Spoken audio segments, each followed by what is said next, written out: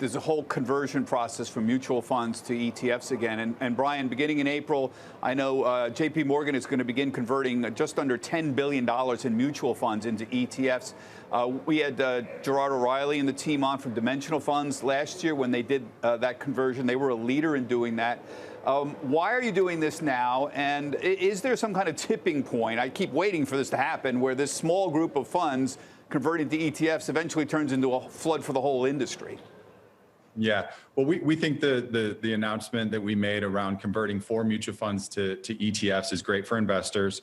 As we talked about at the top, the benefit of the ETF wrapper combined with these strategies, we think makes a very attractive proposition.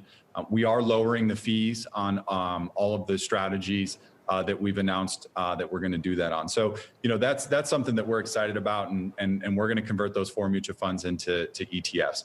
As far as a tipping point, I don't think so. Speaking for JP Morgan, we've got $800 billion in our mutual fund franchise.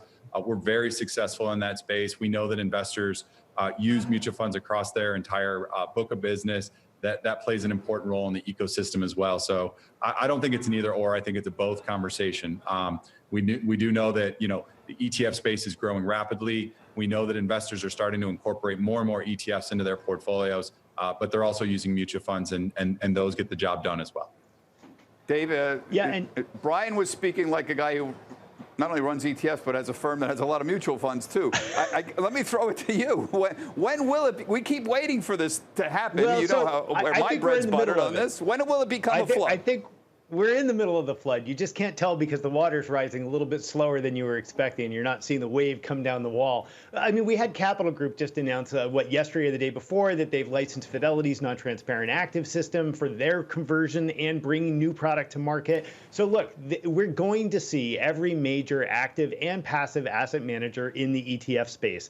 Some of them will convert mutual funds where it makes sense. Some of them, like, say, Fidelity, is going to have to launch clone funds like they did with Magellan because Magellan is sitting in too many 401k plans. It makes it too complicated. So all of this money will eventually show up in the ETF space, but whether it's converted or not is largely irrelevant. The point is the active managers are here. They're coming even faster than we expected, and I suspect this is going to be a big year for active flows.